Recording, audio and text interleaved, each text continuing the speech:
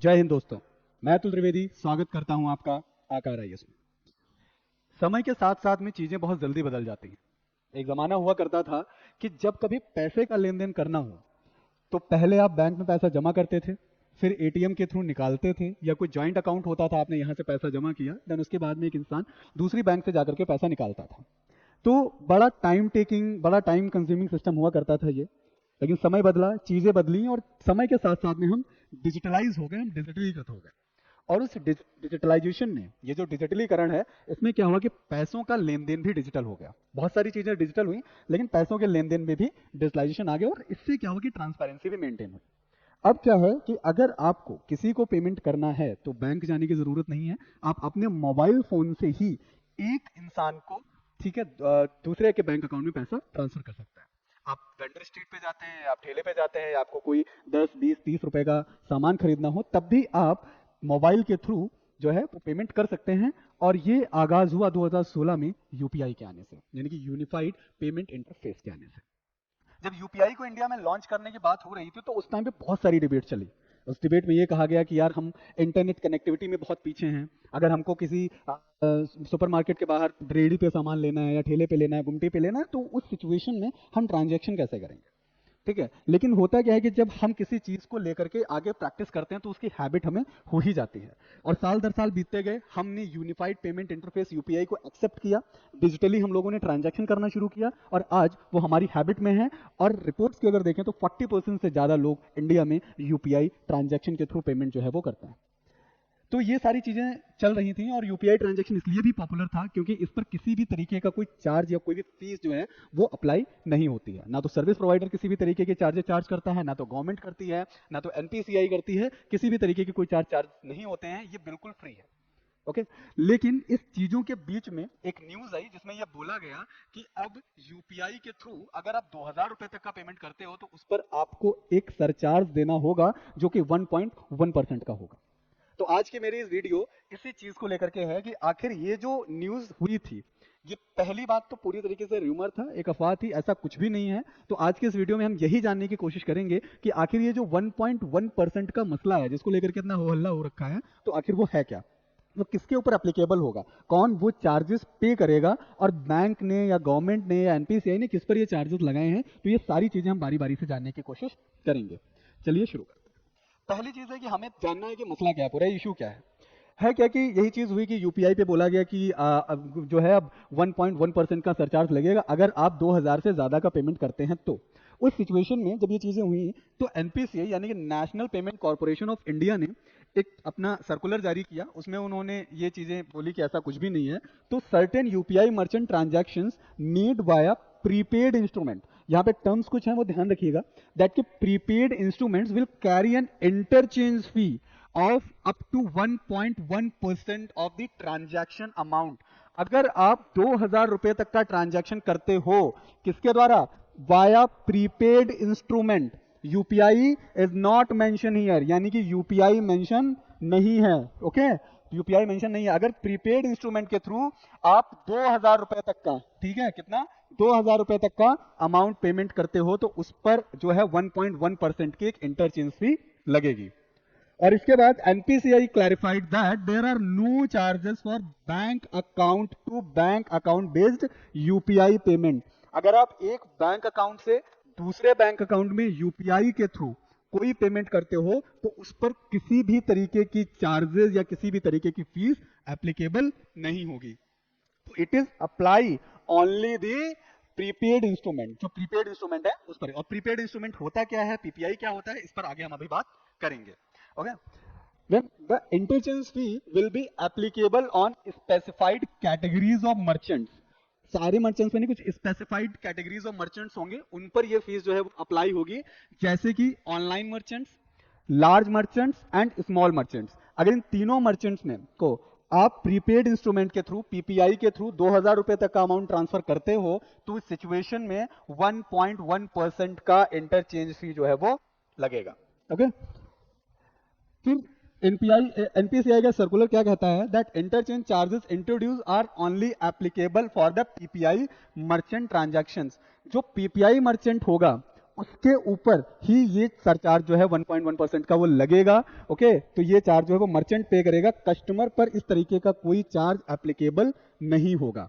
Okay, and there is no charge to the customer, there are no charges for the bank account to bank account based UPI payment, as I told you। तो bank account से bank account में अगर आप करते हो तो वहां पर एप्लीकेबल नहीं होगा।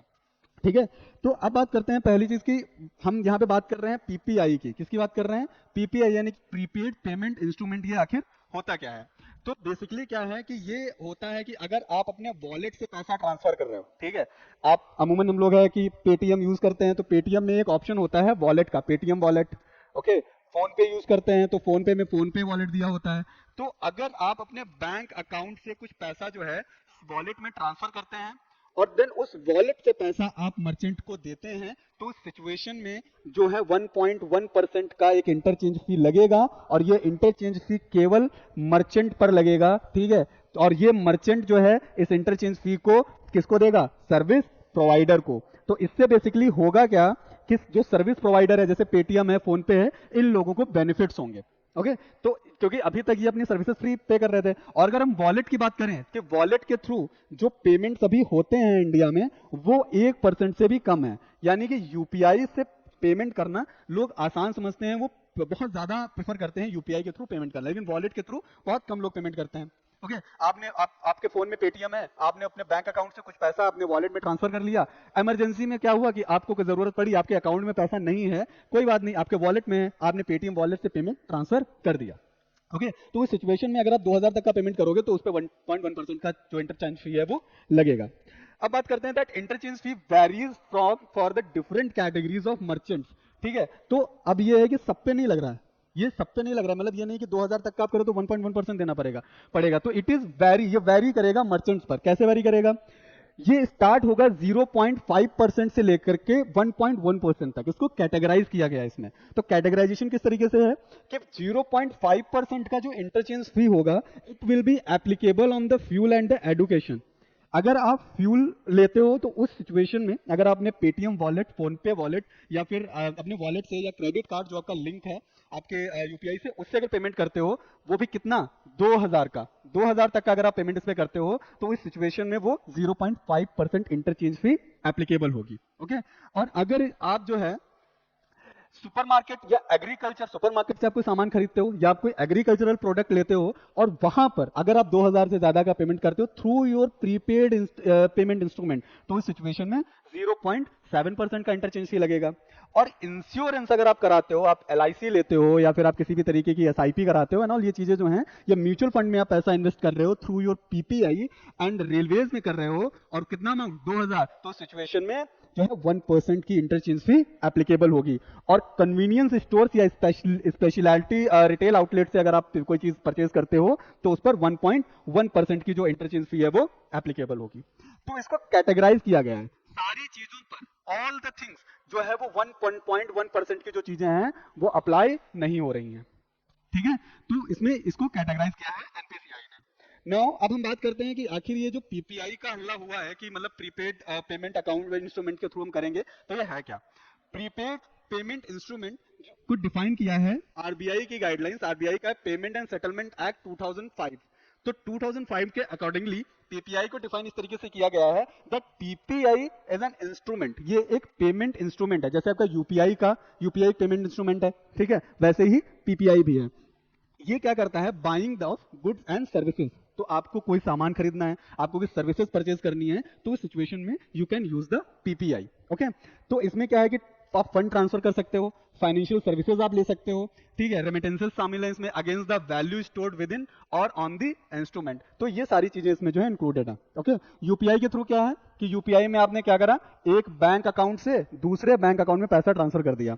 अब पीपीआई के सिचुएशन में क्या होगा कि आपको सर्विस प्रोवाइडर ने एक वॉलेट दे रखा है, पेटीएम वॉलेट, फोन पे वॉलेट, कोई वॉलेट आप समझ लो उसमें, ठीक है, आपने अपने बैंक अकाउंट से क्या करा? ठीक है, बैंक से पैसा अपने वॉलेट में ट्रांसफर कर लिया।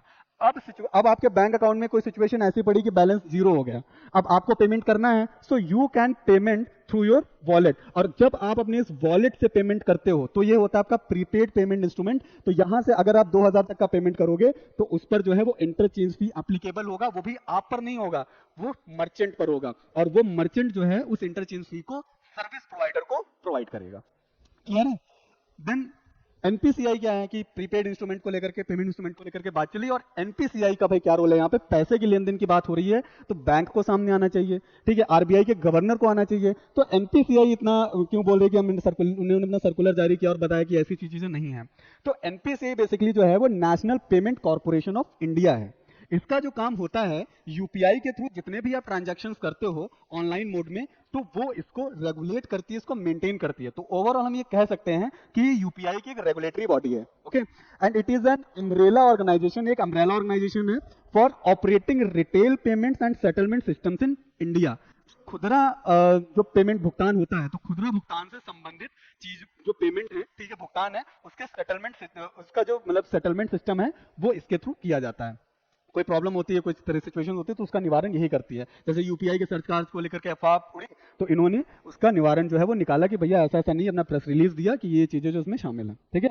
और it is an initiative of RBI and IBA, RBI Reserve Bank of India, IBA Indian Bank Association, इन दोनों के इनिशिएटिव से एनपीसीआई का गठन जो है वो हुआ। और कैसे हुआ कि payment and settlement system act 2007 के तहत उसकी जो धारा 8 है, ठीक है, सेक्शन 8 के अंतर्गत जो है इसका गठन किया गया था, National Payment Corporation of India का।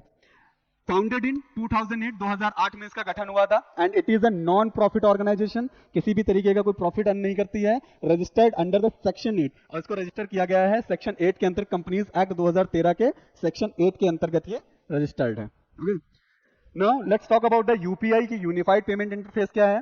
तो unified payment interface, it is a system that powers multiple bank accounts into a single mobile application, कि आप अपने मोबाइल में एक सिंगल एप्लीकेशन रखो, फोन पे, गूगल पे, पेटीएम, अमेजॉन पे, उस पर आप मल्टीपल बैंक अकाउंट लिंक कर सकते हो। ठीक है, अगर मेरे पास फोन पे है तो फोन पे मैं अपना कोटक का अकाउंट भी लिंक कर सकता हूँ, मैं एसबीआई का भी कर सकता हूँ, एक्सिस का भी कर सकता हूँ। तो कई सारे बैंक अकाउंट जो आप उसमें लिंकअप कर सकते हो। तो ये जो है एक पावरफुल सिस्टम है।